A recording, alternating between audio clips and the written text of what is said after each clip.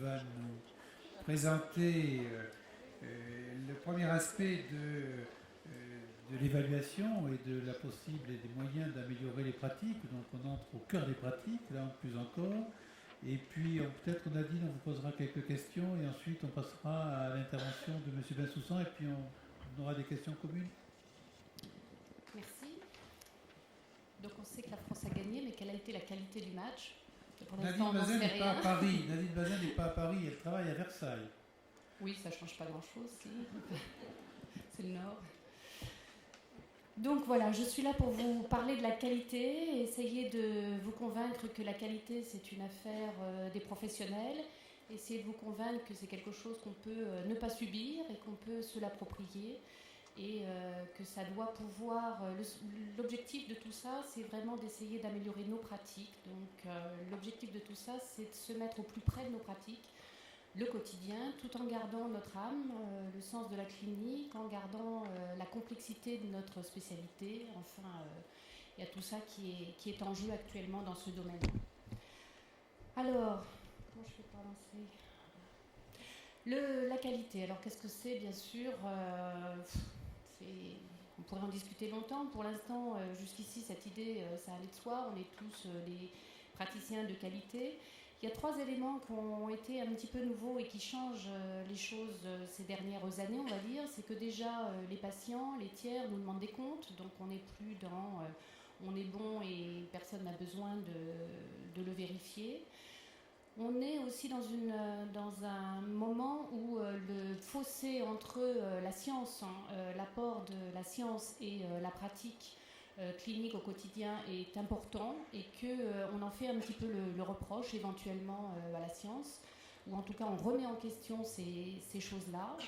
Et puis on est dans le troisième point, c'est qu'on est dans une culture donc nouvelle, celle de l'évaluation, qui est dans tous les domaines et qui, la médecine n'est pas à l'abri de cette nouvelle culture. Et donc l'évaluation fait partie maintenant de notre pratique, ou doit faire partie de notre pratique, donc comment faire? Pour répondre à toutes ces questions qui finalement ont un seul objectif, c'est la démarche qualité, c'est comment améliorer nos pratiques en réfléchissant sur nos pratiques. Alors, le Collège national pour la qualité des soins en psychiatrie est une structure fédérative de professionnels, de psychiatres dédiés à la qualité pour essayer de faire la promotion de la qualité et aider aux professionnels à s'engager dans ce mouvement-là plutôt que, encore une fois, de subir les choses. Alors les missions du collège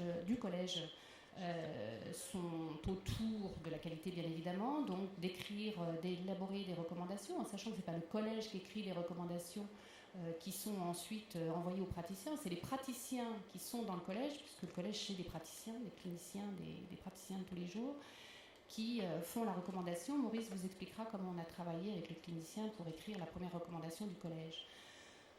Ensuite, apporter des données utiles à la rédaction des recommandations. Donc, effectivement, quand on fait des revues de la littérature, on est clinicien sur le terrain, toujours embêté de savoir un petit peu à quoi ça sert et en quoi ça peut améliorer nos pratiques quand on a des études de grande cohorte, des études statistiques. Oui, mais quand on est en face de notre patient, comment on fait? Donc, essayer de rapprocher un petit peu la recherche de la pratique quotidienne. Et puis bien sûr, c'est les EPP, accompagner, essayer d'aider les praticiens dans la réalisation de leurs EPP, ce qui vont devenir maintenant le DPC. Je vais vous expliquer un petit peu l'évolution sur ce plan-là. Et puis accompagner l'évaluation des dispositifs innovants. Et bien évidemment, pour tout ce qui touche à la qualité, on travaille beaucoup donc avec la HAS, la Haute Autorité de Santé, qui est un partenaire pour tout ce qui est de la qualité. Alors on est organisé de façon forcément un petit peu structurée. Ce qui est important de signaler là-dessus, c'est qu'on essaye d'avoir une fédération des exercices et des compétences et on mélange à chacune de nos structures les praticiens hospitalo-universitaires, les praticiens hospitaliers et puis les libéraux. Et chacune de nos instances est représentée par les trois personnes, les trois modes d'exercice. Et puis, on a à l'intérieur de cette organisation donc une commission opérationnelle et technique qui regroupe des différentes commissions qui sont sur le terrain pour essayer d'avancer. Sachant que le collège, c'est les praticiens, c'est les sociétés savantes qui nous ont rejoints et qui travaillent avec nous, et puis en termes d'organisation, les collèges territoriaux. Alors, ça avance plus, voilà. Ah non. Alors, qu'est-ce qui se passe? Je suis en arrière. Alors, comment le collège travaille et quels sont les principes du collège et comment il veut avancer? Il veut avancer en valorisant l'existant. C'est hors de question que cette histoire-là de la qualité soit complètement chronophage, soit un truc en plus de tout ce qu'on fait déjà. Et l'idée, c'est d'essayer de valoriser l'existant et d'en faire quelque chose qui soit plus performant. Il faut que ce soit quelque chose de faisable pour le praticien, il faut que les méthodologies soient imprégnées de l'exercice professionnel, que la démarche soit formative et pas du tout normative. Il est hors de question de nous remettre dans des normes ou d'essayer de nous mettre dans les normes. Vous savez bien que ça ne marchera jamais. Et ce qu'on revendique beaucoup au collège, c'est de garder notre sens clinique. Alors, je vous en apporte un exemple. Pourquoi ça retarde? J'appuie pas sur le bon bouton. Par exemple, pour vous donner un exemple de ce qu'on essaye de faire au niveau du collège pour garder notre sens clinique et voilà, une EPP qu'on a accompagnée dans un établissement, le collège accompagne donc l'accréditation des établissements autour de la prescription des benzodiazépines chez les sujets âgés. Sujet d'actualité dans un contexte où il y a une recommandation HAS et où on nous demande d'arrêter expressément, donc d'arrêter la prescription des benzodiazépines chez les sujets âgés. On s'est emparé, cette équipe s'est emparée de cette problématique, mais en disant que c'est bien joli de vouloir arrêter les benzos, mais on sait bien dans notre pratique de clinicien que c'est extrêmement difficile, et donc on essaye de voir comment on peut améliorer notre pratique autour de cette question-là, tout en étant dans le contexte de cette chose-là. Et donc le constat de cette équipe, ça a été de faire une première évaluation et de constater que très souvent, le traitement était reconduit à l'identique au décours d'une hospitalisation. Et donc, ils se sont interrogés sur cette pratique en essayant de se dire, on va essayer d'améliorer notre pratique et que peut-être que même si on n'arrive pas à arrêter, au moins qu'on se pose la question du traitement au cours de du traitement benzo au cours de l'hospitalisation sera une amélioration des pratiques. Et donc, ils ont mis en place des actions qui tourne autour du questionnement sur la prescription des benzos avec un entretien infirmier systématique qui reprend le traitement, pourquoi il a été prescrit, quelles sont les attentes du patient, comment il pense pouvoir évoluer là-dessus, des choses comme ça. Et puis une réunion pluridisciplinaire de concertation qui va permettre, au regard de ces éléments qui ont été apportés sur ce patient et son traitement, par rapport à la décision qui a été prise, par rapport à l'arrêt, la continuation, la diminution des benzos, et tout ça bien sûr avec une transmission au médecin généraliste ou au psychiatre traitant pour le patient. Donc vous voyez comment on peut se mettre dans un sujet qui est extrêmement important, difficile, en gardant notre âme et en gardant notre sens clinique de dire c'est bien joli de nous dire d'arrêter toutes les benzos chez le sujet âgé, mais dans la vraie vie, c'est pas possible. Alors, au jour d'aujourd'hui, on n'est plus dans les EPP, même si la certification des établissements n'est pas terminée et on est dans la V2010 là, pour les années qui viennent. On est passé de l'EPP, qui est l'évaluation des pratiques professionnelles, au DPC, qui est le développement professionnel continu. Alors, l'EPP, c'était très centré sur l'évaluation, comme son nom l'indique. Et les instances se sont rendues compte qu'effectivement ce côté-là n'était pas très performant et que finalement l'impact des EPP était très faible sur les modifications de la pratique et l'amélioration de la pratique. C'était fait pour ça, c'est raté, ou c'est pas... Voilà, c'est difficile de s'approprier cette démarche. Et donc du coup, une nouvelle fois, il y a des modifications qui sont mises en jeu. Et voilà le DPC qui débarque, on va dire, c'est une nouvelle grosse machine à gaz, par quelle sauce on va être mangé, donc je vous l'explique un petit peu. Le DPC est quand même, a quand même des avantages, je pense que c'est vraiment une progression par rapport à l'EPP, en ce sens que c'est beaucoup moins au centre et beaucoup moins l'évaluation, et revient au centre de cette amélioration des pratiques les savoirs qui sont représentés par la FMC. Et donc c'est la pratique qui se rapproche des savoirs et les savoirs qui se rapprochent de la pratique. En mélangeant EPP et FMC, c'est la volonté effectivement, et la volonté est affichée et la volonté qu'on va essayer de mettre en œuvre tous ensemble. Et donc ce rapprochement des savoirs et de la pratique nous fait évoluer, nous fait penser que ce qui va être important, c'est d'essayer d'identifier, de déterminer, d'utiliser les savoirs, enfin d'identifier quels sont les savoirs utiles pour la pratique et pour l'amélioration des pratiques. Vous voyez, l'exercice est un petit peu difficile, mais c'est vers ça qu'on essaye d'aller.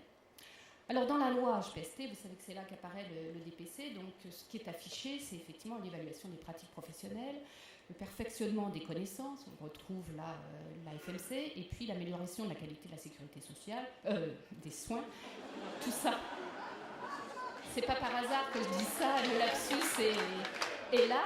C'est qu'effectivement, c'est clairement affiché dans la loi, c'est-à-dire qu'il y a aussi une prise en compte et une volonté de maîtrise de la dépense de la santé. Il ne faut pas être dupe, c'est complètement dans la loi, et vous voyez que personne n'est dupe là-dessus. Il y a évidemment cet aspect-là. Néanmoins, c'est quand même une avancée, puisque la loi de 2004, donc, c'est quelque chose qui est difficile à appliquer, on va dire. Il y a eu 2 rapports quand même qui ont montré cette difficulté, et en particulier la complexité du système, qui a montré que la mesure de l'impact était impossible et que de toute façon, ça n'allait pas beaucoup améliorer nos pratiques. C'est moins qu'on puisse dire. Donc la loi HPST affiche un certain nombre de volontés, et en particulier de simplifier, de rendre plus lisible le dispositif. Alors on se dit là aussi, c'est encore une grosse machine, le temps qu'on comprenne, ils vont encore nous sortir une autre loi, et donc ça ne marchera pas, mais bon, on va essayer d'en faire quelque chose, et donc d'unifier le système FMC et EPP en faisant plus qu'une seule obligation qui est le DPC. Ils ont une autre ambition qu'ils affichent très très clairement, qu'il faut savoir, c'est d'être plus ambitieux encore. Être plus ambitieux encore, c'est étendre cette obligation donc aux autres professionnels. Donc pour l'instant, ça touchait que les médecins, maintenant ça va toucher les autres professionnels de santé, avec une obligation annuelle de participer à un programme DPC. Et bien évidemment d'évaluer mieux l'impact. Alors qu'est-ce que c'est qu'un programme DPC ?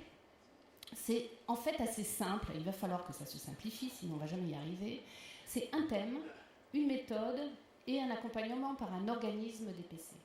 Donc le thème, il va être à la fois libre et imposé, comme toujours, c'est-à-dire qu'on nous dit qu'effectivement ça doit être au plus près de nos pratiques, et puis en même temps on lit qu'il y a des orientations nationales ou régionales qui seront fixées par le ministère. Donc quelle sera la partie et quelles seront nos possibilités, nous les professionnels, d'intervenir là-dessus, c'est en train de se jouer actuellement, c'est pas évident. La méthode, elle doit être validée par la HAS. D'où l'importance pour nous, professionnels, et c'est la volonté du collège, de travailler avec la HAS. Et de dire à la HAS, la psychiatrie, c'est pas tout à fait pareil que les autres spécialités, ou en tout cas, on a besoin de méthodologies qui sont spécifiques, et de travailler avec eux à construire ces méthodologies qui nous soient acceptables et pas imposées. Les organismes prestataires de DPC, les ODGPC, donc ça commence à devenir compliqué, ça va être les organismes clés qui vont à la fois suivre les programmes individualisés de DPC et mesurer l'impact de tout ça. On ne sait pas encore très bien comment vont s'organiser ces organismes prestataires de DPC, mais probablement c'est à ce niveau-là qu'on aura donc un rôle à jouer nous professionnels. Alors voilà, on peut jeter tout ça au panier et puis dire c'est encore une nouvelle loi, encore un gros système qui de toute façon risque, comme les précédents, de se casser la figure dans quelques temps. On peut aussi essayer de se dire que de toute façon c'est peut-être une occasion de se saisir du problème et d'améliorer nos pratiques. Ce qu'il y a de bon, c'est que ce système nous demande de se référer de plus en plus donc aux recommandations. En même temps, en psychiatrie, on sait bien qu'il y a peu de recommandations qui sont écrites et que ces recommandations, on les met dans un tiroir et que personne ne les regarde. Donc l'application pratique de ces recommandations, tout le monde le sait, ça ne marche pas. Et les méthodes, donc adapter à notre pratique, c'est ce qu'on a dit. Donc le collège s'est mis sur cette question-là en se disant il faut qu'on élabore, nous, les recommandations. Et nous avons, et Maurice vous l'expliquera, travaillé sur la création de recommandations avec les praticiens, avec le terrain, sur des questions qui nous sont importantes au quotidien, en particulier dans le choix des thèmes. On a été très proche du terrain. Par exemple, la première recommandation qu'on a créée au collège, c'est sur la collaboration entre les psychiatres et les médecins généralistes. Et dans ce vaste panier, ce vaste domaine, on a commencé à travailler sur les courriers échangés entre les médecins généralistes et les psychiatres. Vous voyez bien qu'on est au plus près de la pratique quotidienne, du praticien qui travaille avec les médecins généralistes. Une autre recommandation sur laquelle on est en train de travailler, c'est sur l'engagement dans les soins. Pour vous dire que c'est des thèmes qui sont de terrain. Par rapport donc Maurice vous reparlera de ces recommandations. Par rapport au DPC, le DPC, ça apparaît une grosse machine. Ce que je voudrais vous dire, c'est que c'est peut-être pas si compliqué que ça et qu'on peut en faire des choses finalement assez simples. On a travaillé avec une équipe qui voulait transformer ces synthèses cliniques en DPC. Alors, je vous dis tout de suite, les décrets ne sont pas parus, donc on ne sait pas encore très bien comment ça va marcher. On a une petite idée. Mais cette équipe voulait travailler déjà sur le DPC et transformer ces synthèses cliniques en DPC. Je vais essayer de le faire court parce que je crois que j'ai plus beaucoup de temps. Donc, l'idée, c'est de faire un truc en 5 étapes, de se dire on travaille sur une année sur un sujet. Donc, on prend du temps. Présentation d'un cas clinique, donc, et puis par rapport à ce cas clinique, identifier une ou deux problématiques particulières posées par ce patient, faire une revue de la littérature ou demander à quelqu'un qui est compétent, parce que le clinicien de tous les jours n'a pas le temps de faire une revue de la littérature, mais il y a des gens qui sont là pour ça et qui savent faire.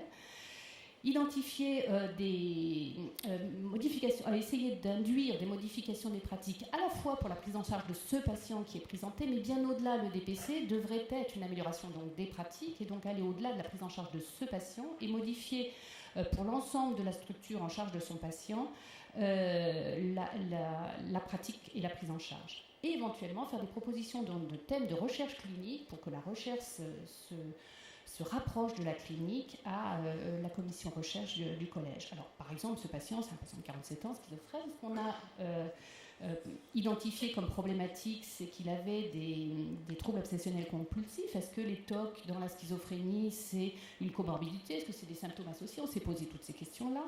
On a choisi aussi un autre thème qui sont les modalités relationnelles des patients schizophrènes, avec l'arrière-pensée de quelle psychothérapie pour ce patient schizophrène et d'une manière plus générale, quelle psychothérapie pour les patients schizophrènes. Il avait des œdèmes des membres inférieurs sous risperidone, donc on s'est interrogé sur qu'est-ce qu'on fait dans ces cas-là, est-ce qu'il faut baisser la dose, changer de neuroleptique. Et puis la place du médecin généraliste pour ce patient qui était tout à fait particulière, puisque c'est lui qui prescrivait justement les neuroleptiques. On était en difficulté avec ce lien avec le médecin généraliste. Vous voyez que pour cette équipe, on a choisi 4 thèmes, ce qui est beaucoup. Voilà, donc on a fait des revues de littérature alors, sur ces 4 thèmes. Alors, on a la chance, c'est un service hospitalo-universitaire, d'avoir des internes qui font la revue de la littérature. Le collège essaye de mettre d'essayer de sortir de la littérature donc les éléments pertinents, les savoirs utiles pour la prise en charge de ce patient.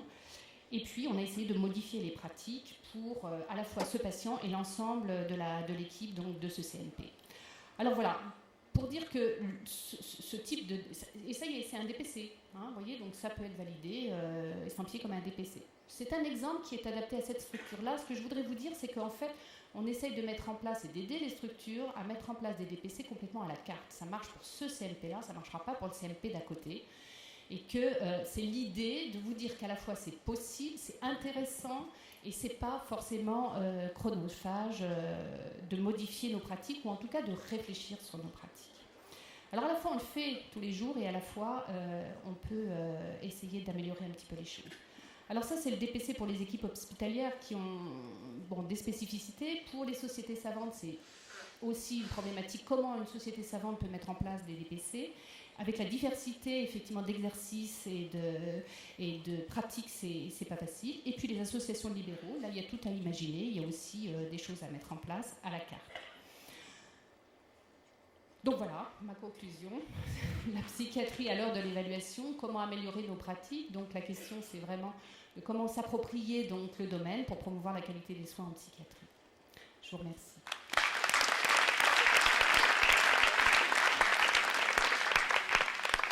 Pardonne-moi Nadine d'avoir perturbé. Si j'ai dit que tu étais à Versailles, c'est parce que tu travailles avec Marie-Christine Hardy, qui est très impliquée dans ce type de démarche. Alors je ne sais pas, s'il y a une question urgente à Nadine ou on passe tout de suite à l'intervention de M. Bensoussan, on fait une discussion groupée. Bon, s'il n'y a pas de question urgente, donc maintenant pour notre collègue M. Bensoussan, qui est libéral à Toulouse, donc... qui qui va nous faire un exposé très complémentaire en 15 minutes, et puis ensuite nous aurons une discussion. Voilà, donc je prends la suite de ce que nous a présenté Nadine Bazin en reprécisant bien que l'objectif, c'est vraiment la question de l'amélioration de la pratique médicale et de la pratique psychiatrique, et que le but de la démarche qualité, c'est également un but de défense des pratiques au travers de cette démarche d'amélioration.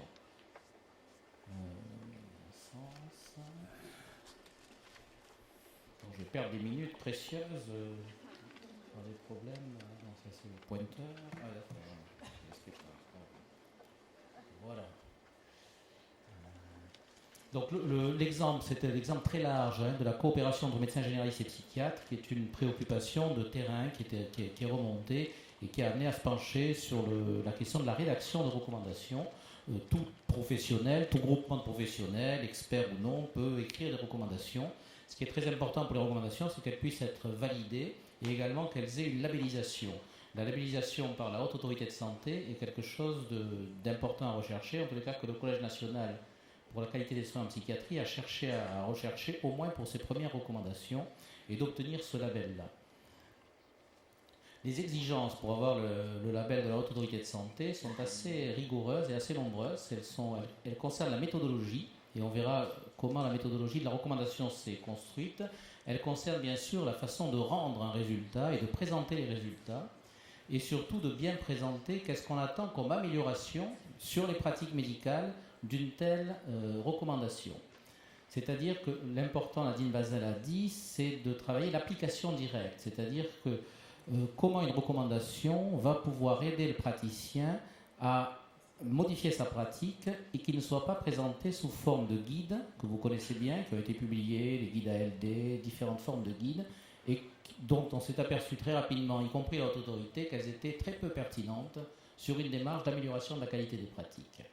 Donc la volonté est d'accroître la pertinence clinique, la faisabilité des recommandations au travers de leur applicabilité. L'importance également aujourd'hui de la HAS qui n'existait pas était de demander aux promoteurs et aux rédacteurs des recommandations de proposer des critères de qualité qui vont garantir que ces recommandations-là seront applicables dans le cabinet du praticien. Et ensuite, à ces critères de qualité, le promoteur doit également proposer des programmes pour diffuser cette recommandation et l'avoir appliquée sur le terrain. Ensuite, la HAS, pour donner son label à la recommandation, on demande à ce que l'on passe différentes étapes. C'est d'abord un comité de validation, qui est un comité composé de praticiens, des spécialistes et des généralistes, qui est une structure qui est indépendante de la HAS, qui est très penchée sur les pratiques, la rigueur, les processus, et sur les résultats qui sont attendus d'une recommandation. C'est elle qui évalue le travail qui a été fait et les incidences d'acceptabilité, de faisabilité de la recommandation. La décision du label appartient à un organe interne à la HAS, qui est le collège de la HAS, et qui va donner soit un avis favorable, soit un avis défavorable, avec ou non des réserves quand il s'agit d'un avis favorable. Et ces réserves demandent au promoteur de revoir sa recommandation, et il a 3 mois pour le faire. Et ensuite, il existe annuellement un comité de veille et d'alerte qui demande à ce que les recommandations soient actualisées, et le rythme aujourd'hui retenu est un rythme annuel. Le Collège national pour la qualité des soins en psychiatrie. L'objectif du collège, qui est un organisme fédérateur des praticiens de la spécialité et des psychiatres, vise à améliorer la qualité des pratiques, à écrire des recommandations et à veiller surtout à l'applicabilité des recommandations. Ce qui est très important, c'est que la recommandation pour le CNQSP part des praticiens de terrain. Et c'est à partir des préoccupations des praticiens de terrain que la démarche qualité s'inscrit, et non pas à partir d'une démarche descendante où on va dire voilà comment il faut faire, et voilà ce qui est important, et voilà aussi quelles sont les priorités. Alors bien sûr, on a des commandes qui sont sur des priorités de santé, mais le travail qui est fait part du terrain pour savoir quelles sont les préoccupations et comment s'approprier, ce qui n'est pas commode pour un praticien, la méthodologie permettant d'établir des recommandations. Donc la finalité n'est pas du tout d'évaluer, mais bien d'évaluer pour pouvoir améliorer les pratiques. Et comme Nadine Bazin l'a dit, ce n'est pas du tout quelque chose de normatif, c'est vraiment un processus qui se veut formatif et d'amélioration et non de standardisation des pratiques de chacun. L'idée, c'est que chacun d'entre nous soyons des acteurs de cette démarche-là. Je pense que c'est ce qui me semble très important. Comment a été retenue cette thématique de la collaboration entre médecins généralistes et psychiatres? C'est parti de groupes d'EPP qui se sont faits il y a, je ne sais pas combien, 5-6 ans à peu près sur le territoire, Versailles, Bordeaux, Toulouse, a participé à réunir des groupes d'EPP, de médecins psychiatres et aussi de généralistes. Et le thème s'est dégagé sur la nécessité d'améliorer la coopération entre les praticiens. À partir de là, le CNQSP a passé contrat avec la Haute Autorité de Santé pour rédiger des recommandations de bonne pratique. Et elles se sont déclinées donc autour de structures avec des fonctions différentes que sont le comité de pilotage, le groupe de travail et le groupe de lecture. Donc c'est en septembre 2010 que le collège a obtenu le label HAS sans réserve pour cette recommandation. La composition du comité de pilotage, c'était tous les praticiens qui avaient participé au groupe d'EPP sur cette thématique. Le comité de pilotage avait pour fonction de bien vérifier qu'il y avait un potentiel d'amélioration. Les praticiens ne manqueront pas de repérer combien il existe un potentiel d'amélioration en ce qui concerne ces aspects de collaboration entre professionnels. De faire remonter qu'est-ce qui préoccupe les praticiens, qu'est-ce qui préoccupe les psychiatres, qu'est-ce qui préoccupe les généralistes. Et ensuite de finaliser le thème, parce que collaboration généraliste-psychiatre, c'est un sujet immense, et on a décidé de focaliser le travail de la recommandation sur les courriers échangés entre médecins généralistes et psychiatres lors de la demande de première consultation par le médecin généraliste pour un patient présentant un trouble mental avéré ou une souffrance psychique. C'est le comité de pilotage qui va préciser la méthodologie, ce n'est pas la HAS, c'est le comité de pilotage, et c'est le comité de pilotage qui va donner des orientations à l'argumentaire, c'est-à-dire qui va s'appuyer l'argumentaire sur la bibliographie, donc les données de la littérature, mais essentiellement, et c'est une des innovations méthodologiques du collège, sur les données de terrain. Et les données de terrain sont représentées par ces groupes de PP, c'est-à-dire de rencontres interprofessionnelles.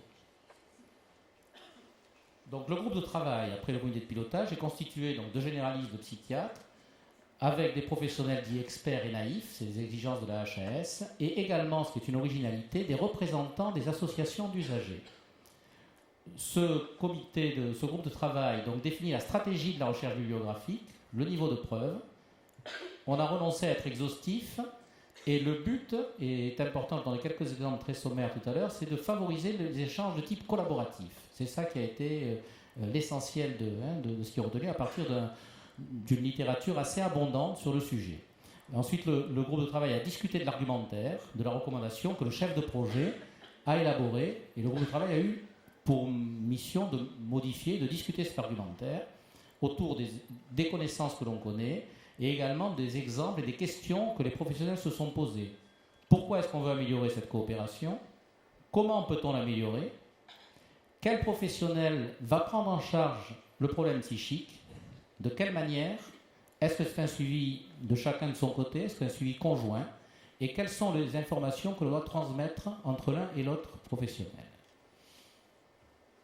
Après ce premier travail du groupe de travail, la première rédaction des recommandations est proposée à un groupe de lecture. Donc c'est un groupe beaucoup plus large, dont le but est de compenser qu'un groupe de travail est assez restreint, et c'est un caractère non idéal.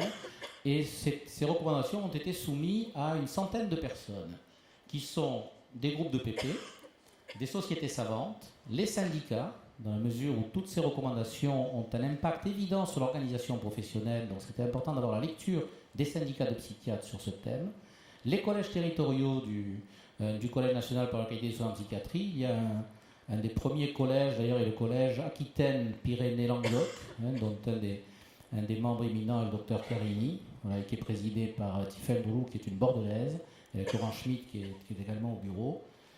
Philippe Courtet aussi fait partie de ce collège.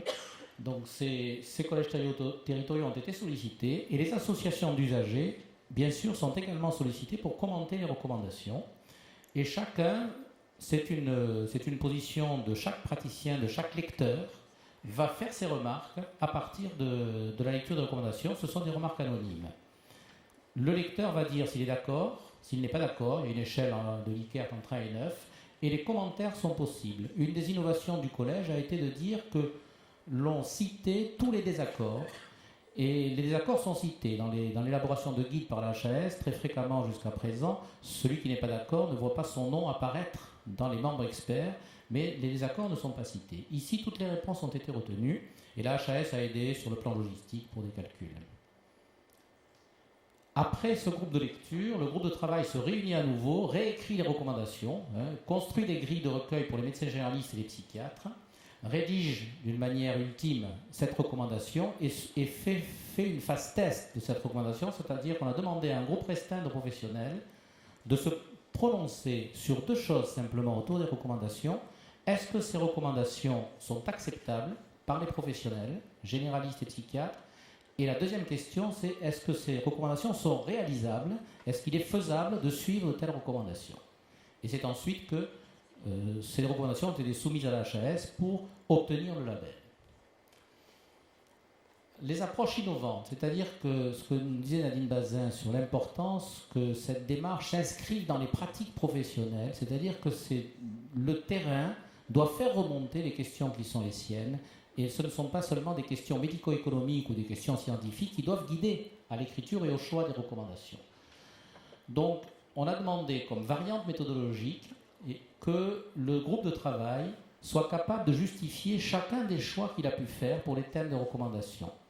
On a insisté pour qu'il y ait à la fois des experts, des membres experts et des membres naïfs, qu'il y ait autant de médecins ruraux que de médecins de ville dans cette composition du groupe de travail, et de mettre les associations d'usagers immédiatement au départ du groupe de travail, ce qui a été très riche comme échange.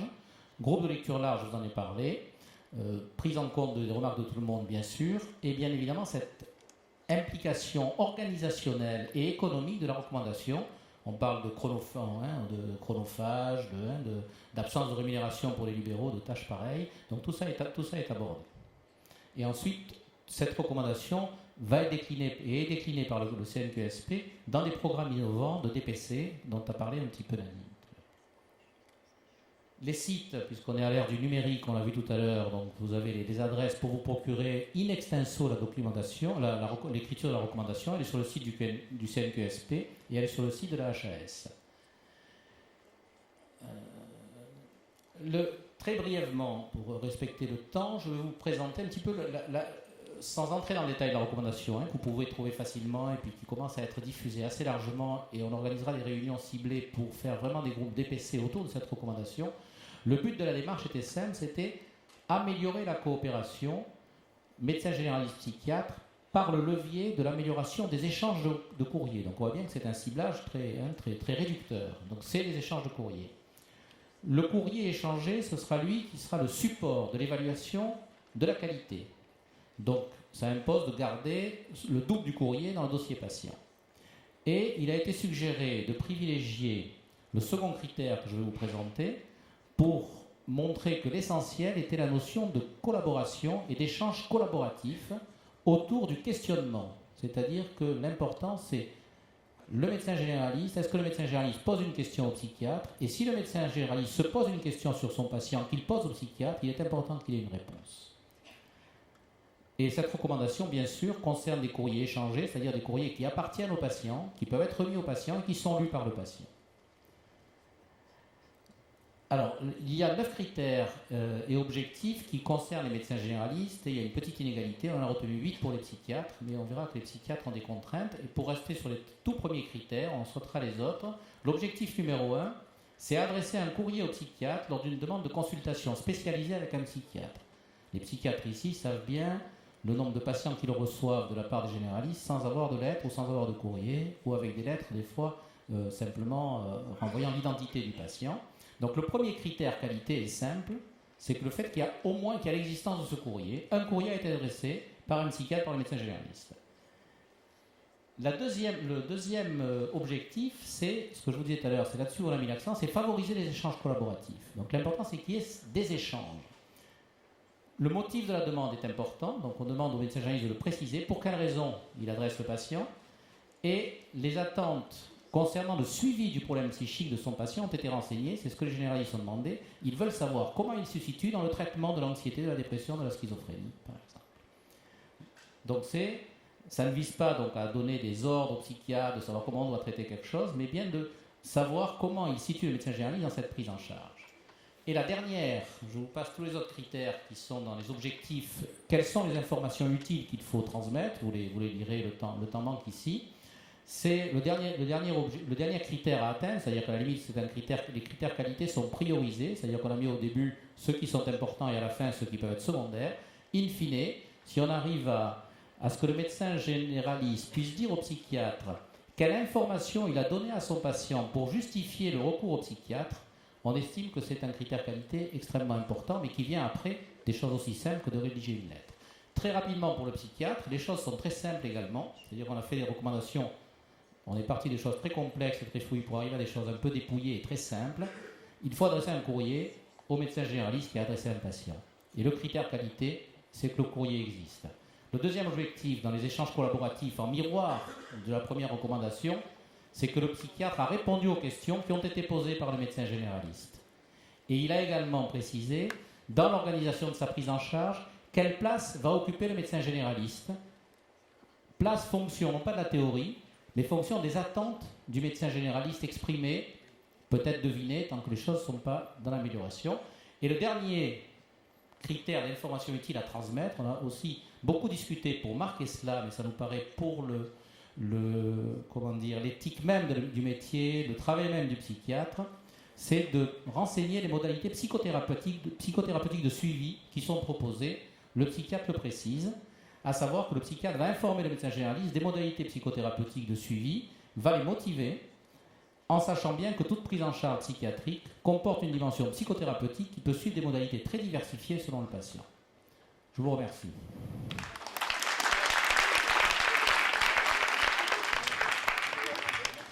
Merci à vous, M. Bessoussan. Et maintenant, donc, la discussion est ouverte avec